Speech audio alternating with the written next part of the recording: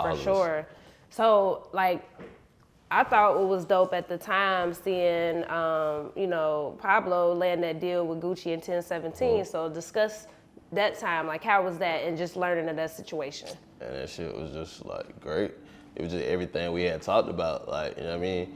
That's why everybody was like, cause like we really didn't have to do that, but it was just like when the opportunity came, it was just like, and when Blow called me, he was just like, what you think? I was like, man, this is what we talked about, bro. This is how we started this shit. Like, you know what I'm saying? And when Guap was locked up, the whole time we started off, like when we started out, we said, bro, we gonna turn up so hard when Guap come home, he gonna have to fuck with us. He ain't gonna have no choice. And we, like, that was really the goal. And when it happened, it was just like crazy, cause we like, damn, all the hard work really paid off in the way we wanted it to. You know what I'm saying? Cause it was other shit on the table too. Oh, I like believe QC, like it was a lot of shit going on, like niggas don't know about. It was a lot of shit going on. But it was just like, just particular, even if it necessarily wasn't the best situation, it was just like, you know how you just, you got your mind set on something like a bucket list type thing, and it's just like, just to be right there with Guap was, you know what I mean, crazy, and like, I was, you know what I'm saying, I was the one who actually pulled up with him when we first pulled up and like got the 1017 chains and shit, like it was just crazy, cause I'm like, and he called me like, where you at? Like, I'm about to pull up, come get you. He pulled right up on Walk. He pulled out the chains and shit. Shit was just official. Shit was just crazy. It was just, he knew because like he had seen us around and shit before back in the day. But you know what I'm saying? It was just crazy, just like everything just to come together like it did. Like it was perfect. Hell yeah, man. And it's like, we talking about just a particular genre of music, like who don't respect Gucci, and you know. Exactly, like, you know what I mean? So it made sense. It's hard to turn down. It's hard to say no to Wop, bro. It's hard to say no. For sure. Now, how was the situation? Like, was it helpful? Yeah, I feel like it was definitely helpful because I mean, of course, just being associated with Gucci Mane gonna open certain doors. You feel what I'm saying? But also at the same time, I don't think like we fully probably realize like the system you got to go through when you get associated with a label. Like everything changes kind of.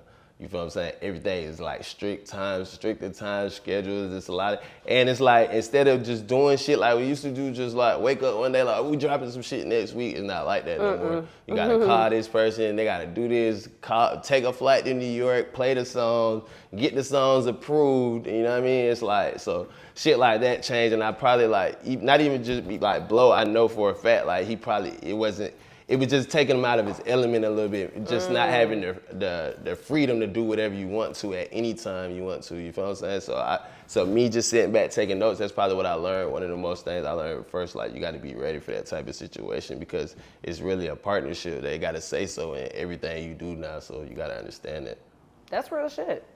That's real shit, man. And it is a big learning lesson. Facts. For sure. So, but it's good that y'all do it, though. I think that's the best of both worlds, because then you know how to maneuver independently. Facts. And learning more discipline and structure. So, it's not and bad. Some of those doors you can't really get open without them label heads. A lot of doors. I mean? A lot of those things, you know what I mean? So, Facts. It's like you can't.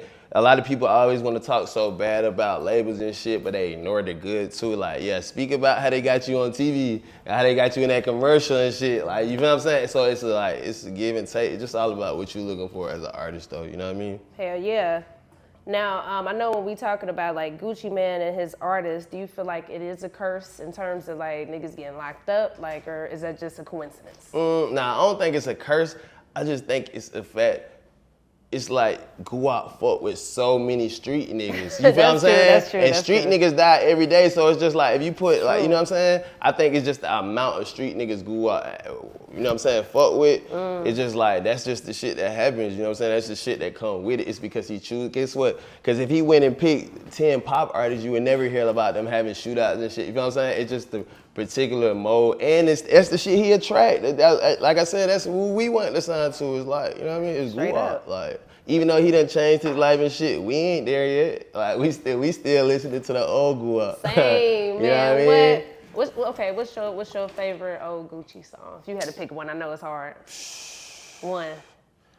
God, that you could put on on like repeat. Trap House, Like, sure. Yeah, Trap House, My Kitchen. Okay. Yeah, and probably Eskimo. Them probably my top 3. Yeah, You see how you can't just pick one. Yeah, I'm about to say I can go for days. Nah, that's real shit. Yeah. That's why I was proud of y'all though, cause I get it. You know what I mean? Like it's like, you know, when you influenced by somebody directly, indirectly, you see that, and it's dope. So Facts. I was happy for y'all. Facts. The Progress Report.